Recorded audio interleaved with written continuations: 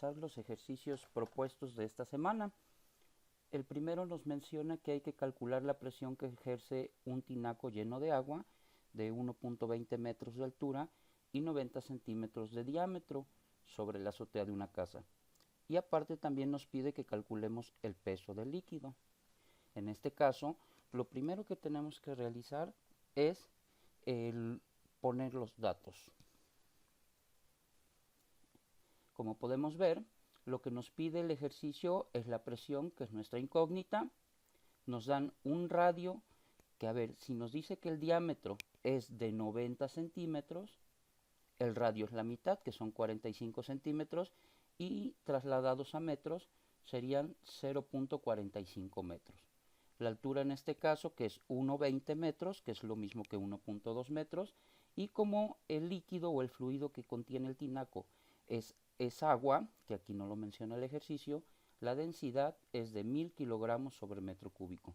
Además, otra incógnita que nos menciona también es que encontremos el peso del líquido. Ya con esto tenemos nuestros datos.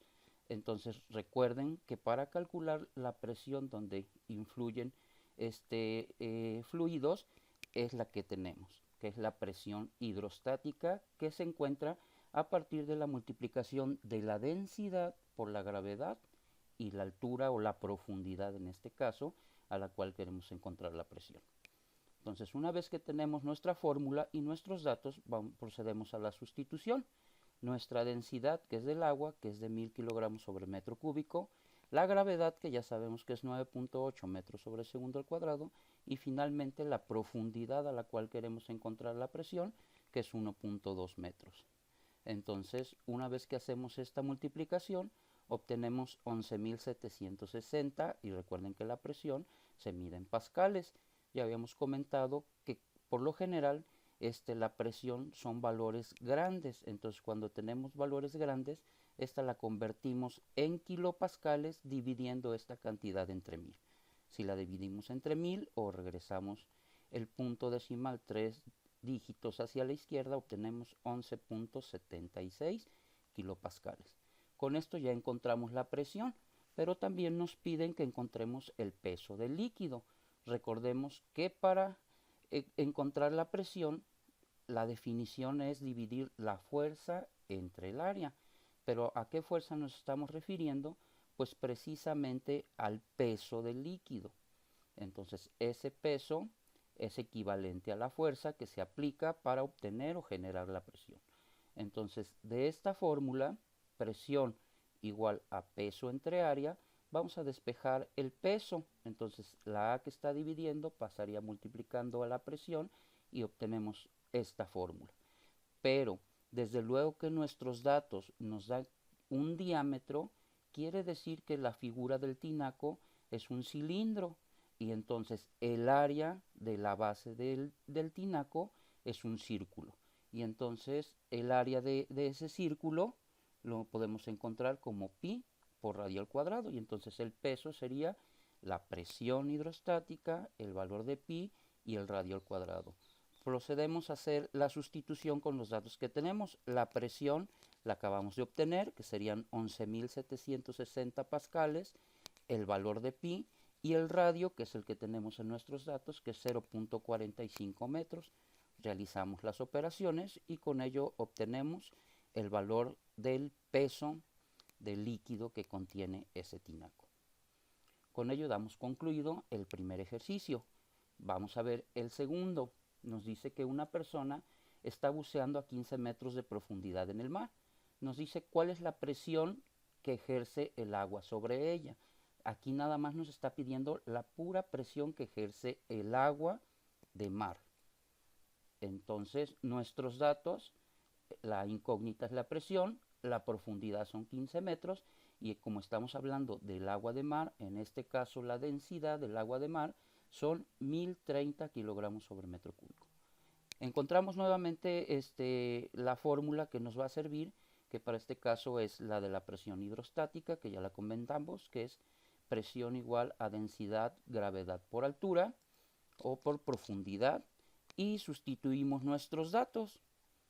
Entonces realizamos las operaciones y nuevamente nuestra presión la convertimos a kilopascales dividiendo la presión obtenida en pascales entre 1000. Y este sería nuestro resultado. Esta es la presión que genera nada más el agua sobre el buzo. Vamos con el ejercicio 3. En este caso tenemos un tanque de 0.5 metros de altura que está lleno, ahora la sustancia es gasolina, y está abierto de la parte superior. Entonces nos piden calcular la presión total en el fondo.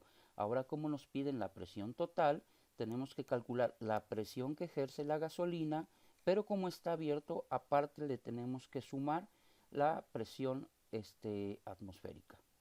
Entonces nuestros datos, nuevamente lo que queremos encontrar es la presión. La densidad para la sustancia, que en este caso es gasolina, es de 736 kilogramos sobre metro cúbico. La profundidad es de 0.5 metros. Nuevamente nuestra fórmula, en este caso si observan a la que teníamos original, que era la de la presión hidrostática, le tenemos que sumar la atmosférica porque queremos encontrar la presión absoluta o la presión total. En este caso hacemos la sustitución. La presión atmosférica es un valor constante o que vamos a tomar constante, que es de 1.013 por 10 a la 5 pascales. Este es el valor de la presión atmosférica.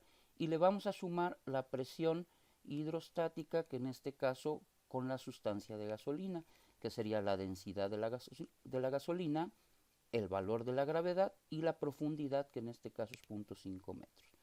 Realizamos estas multiplicaciones, le sumamos la presión atmosférica y obtenemos como resultado 104.906.4 pascales. Entonces nuevamente lo convertimos a kilopascales dividiendo entre 1000 y obtendríamos como resultado 104.90 kilopascales.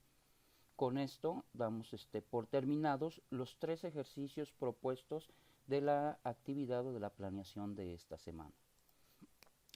Lo siguiente que traía nuestra planeación era el tema o lo concerniente al principio de Pascal. El principio de Pascal nos dice que la presión ejercida en un fluido incomprensible, ¿qué significa esto? Que ya no se puede comprimir más, y contenido en un recipiente de paredes que no se pueden deformar, se transmite con igual intensidad por todos los puntos de fluido. Entonces, ¿qué significa eso? A ver, que si yo tengo un recipiente cerrado como este y le aplicamos una presión, esa presión se va a transmitir a cualquier punto del recipiente que lo contenga. Entonces, en este caso es cerrado, pero supongamos en un punto, en la presión que se genera en la entrada, que sería aquí, sería exactamente la misma presión que se genera en este punto de salida. Y entonces, ¿cómo se calcula la presión? Quedamos que la presión era fuerza entre área. Entonces, la presión de entrada la podemos poner con los subíndices 1, que sería la fuerza 1 entre el área 1, y la presión que tenemos de salida, que sería la misma P, sería con fuerza 2 y área 2. Entonces, una de las aplicaciones del principio de Pascal es precisamente la prensa hidráulica. ¿Qué significa eso? Pues miren, o en qué consiste, es que si yo aplico una fuerza en un émbolo con cierta área inicial, esa presión se va a transmitir y va a salir en el otro émbolo exactamente la misma presión. ¿Qué es lo que va a cambiar? Pues por obvias razones va a cambiar el área. Si cambiamos el área del émbolo, entonces la fuerza también va a cambiar. Y entonces esto lo vamos a ver en el siguiente ejemplo.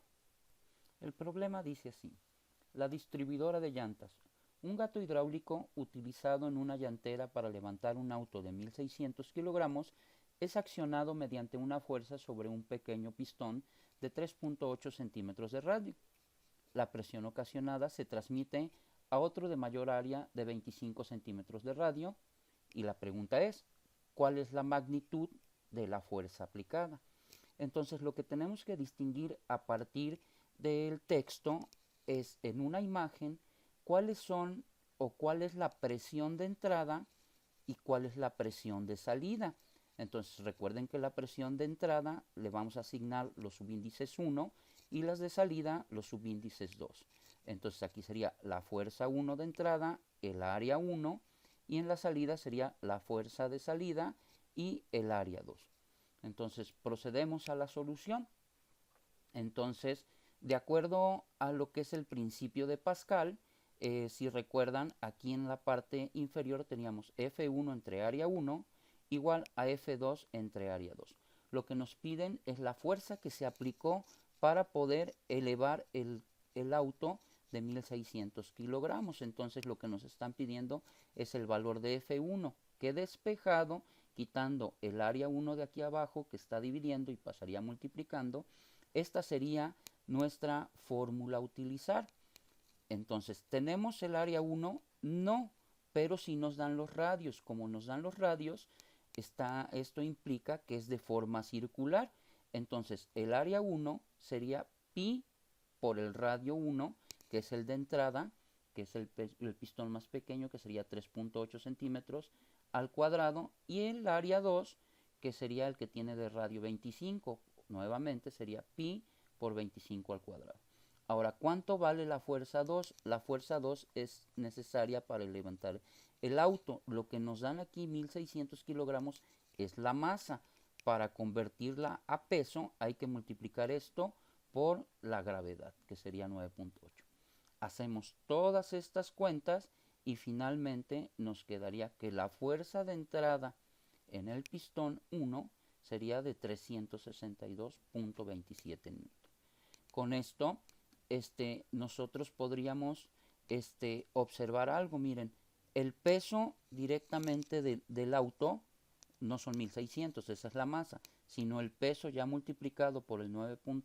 La masa multiplicada por el 9.8 son 15.680 newton.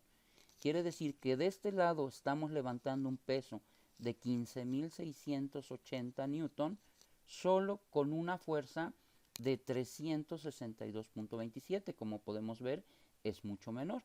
Y entonces esa es la aplicación del principio de Pascal en las prensas hidráulicas, que con una fuerza más pequeña se puede generar una fuerza multiplicada por muchas veces más la fuerza inicial.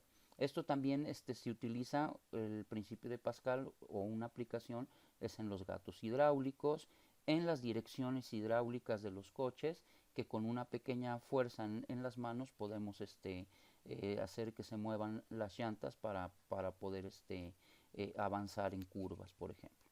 Bueno, con esto damos por terminado el contenido de nuestro tema de esta semana.